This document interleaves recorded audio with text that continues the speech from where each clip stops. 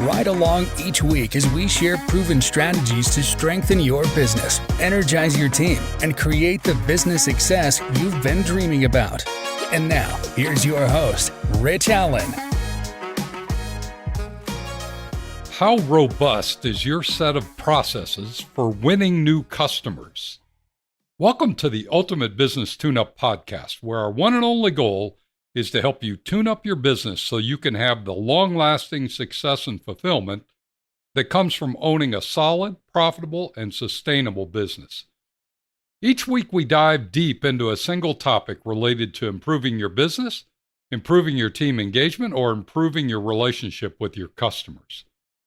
This week I want to focus on the front wheel of your bicycle, the processes necessary to consistently and confidently win new customers.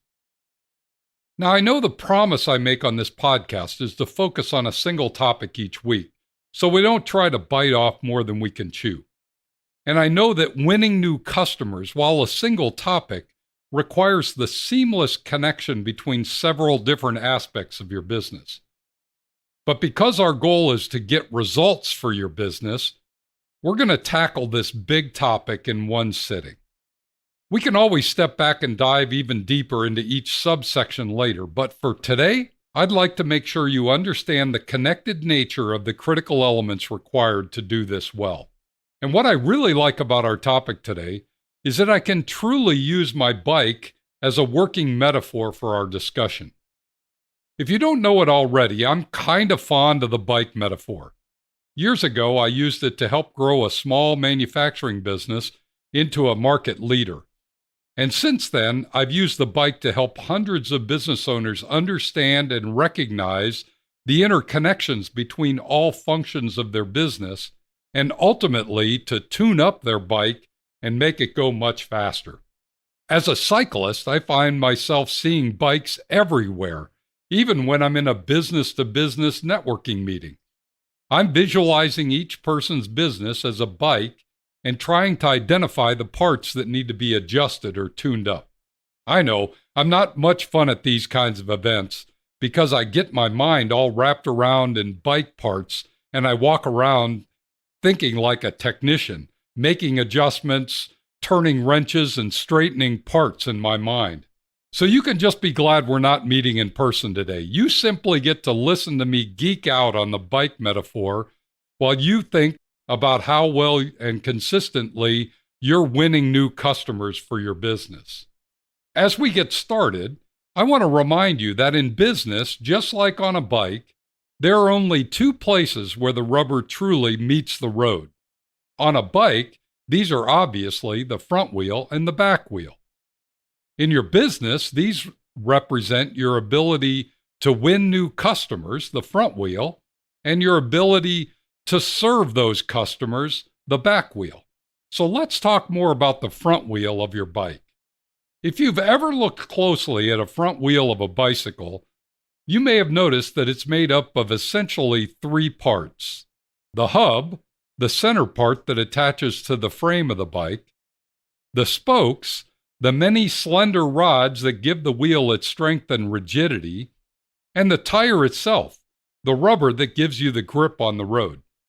It turns out that there are also three main elements that must fit tightly together for you to be able to consistently and confidently win new customers for your business. Let's explore each of them in detail. Let's start with the hub. The hub of the wheel represents the definition of your ideal customer. Just as the hub attaches to the frame of your bike, the clear, concise, and complete definition of your ideal customer is what must be attached to the frame of your business. What that means is that everything your business is about, the processes you use, the people you hire, the strategies you follow, must be centered around your ideal customer. To get a clear picture of this, think about the differences between the ideal customers for a fast food restaurant and those of a 5-star fine dining restaurant. Because the ideal customer is different, the businesses are going to use different processes, hire different people, and follow different strategies.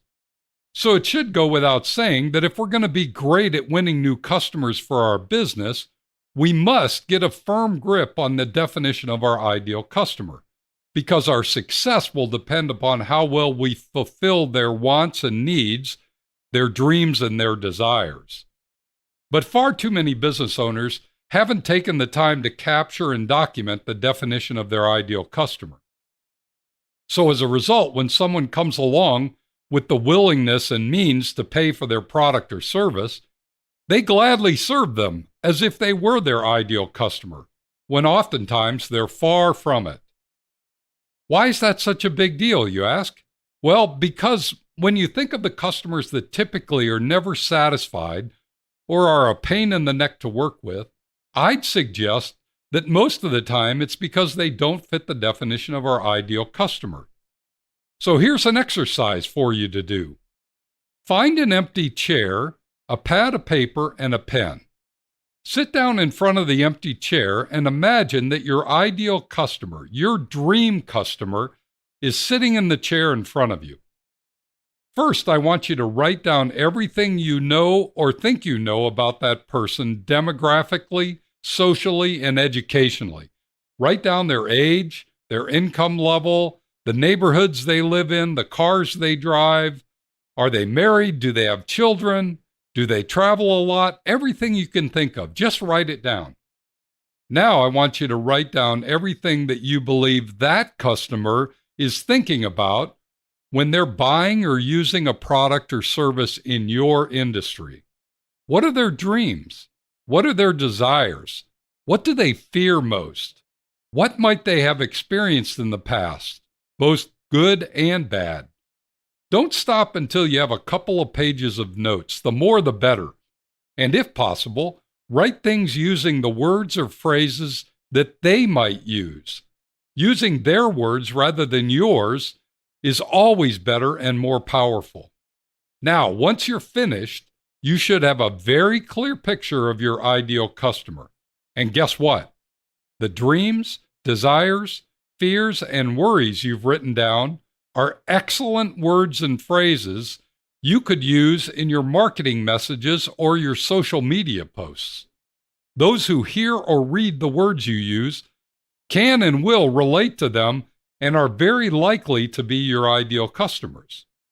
Once you have completed this exercise, you can move on to the spokes. The spokes represent your marketing strategies. Now think about the front wheel of a bike again and notice how many spokes there are on the wheel. You'll probably find more than just a few. Most bikes have 20 or 30 spokes. If they have fewer, each one's probably more solid and more sturdy. The reason they have so many spokes is because the spokes give the wheel its strength and keep it turning true without side-to-side movement. And it turns out that the same concept applies to your marketing strategies. To keep a steady flow of new leads or prospects coming to you consistently, you must have more than just a few marketing strategies. I've seen business owners try to run or grow their business using just one or two marketing strategies, and it never seems to work. Their flow of new opportunities comes in fits and starts. Sometimes there are plenty, but other times there are none. I often suggest that you aim for 6 to 8 solid marketing strategies for your business. This will give you enough solid leads to allow you to have a steady flow of prospects you can take through your sales process, which we'll talk about in a minute. Now, you may be wondering what these 6 to 8 marketing strategies may be. Well, they may be strategies like joining a networking group, posting on social media, joining a chamber of commerce, building an email list and sending out email campaigns, sponsoring a local event or charity, hiring an outside salesperson, implementing a cold calling campaign, or generating website leads using SEO and other online marketing tools. The key here is to pick those that are right and best to reach your ideal customer. Then test and measure whether they work or not.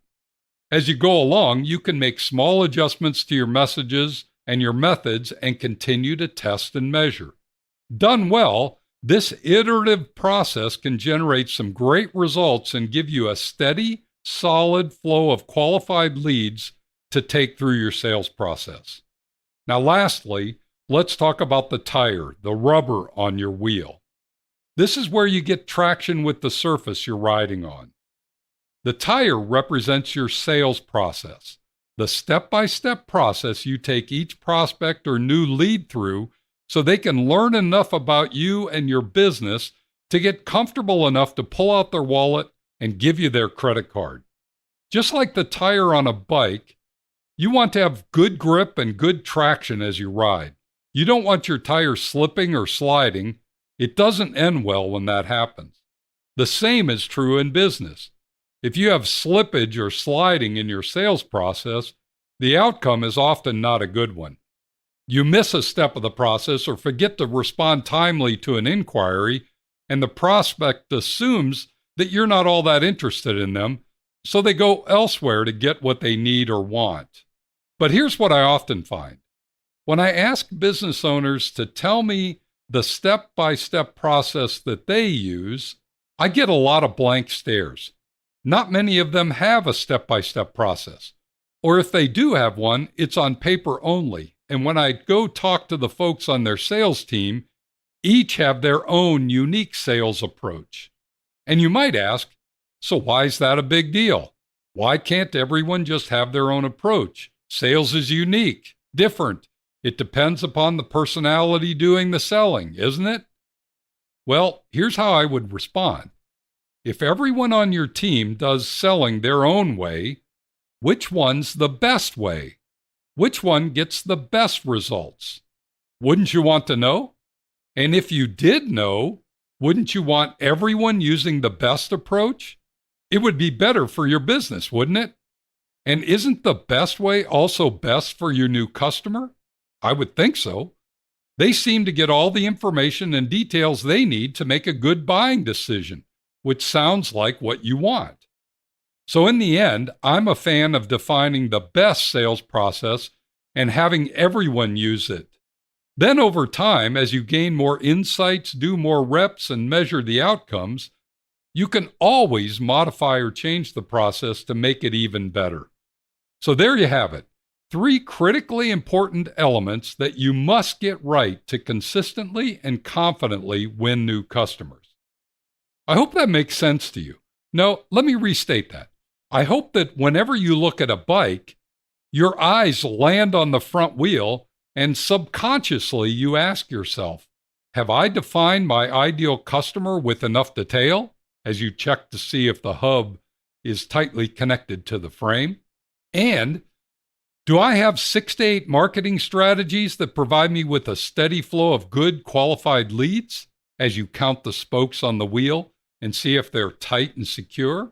And have I defined the step-by-step sales process that everyone will use to help my prospects make a good purchase decision as you check for the tread on the tire and squeeze it to make sure there's enough air to get good traction? Do this, and you'll position your business to be among the best in your industry at defining, attracting, and securing your ideal customers. It's the unspoken dream of every business owner that I've ever met with. And now it can be your dream too. As always, I want you to know that if you have specific questions about this topic, please don't hesitate to reach out and ask. I'd be glad to help you think through the 3 critical elements of winning new customers so you can enjoy a steady flow of new customers who truly enjoy working with you. Lastly, share this podcast episode with a fellow business owner. Let them know this is one that was made especially for them. They'll appreciate you for the share. Thanks for joining me today. Be sure to tune in next week when we're going to discuss setting expectations for future roles. You won't want to miss it. Meanwhile, if you have a question, suggestion, or would simply like to connect, just shoot me an email at rich@tourtoprofit.com. Now go make it a great week, and whatever you do, ride hard. Thank you for listening to the Ultimate Business Tune-Up. Make sure you subscribe so you don't miss any future episodes.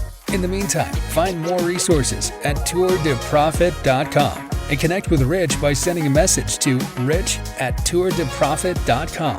Until next time, ride hard.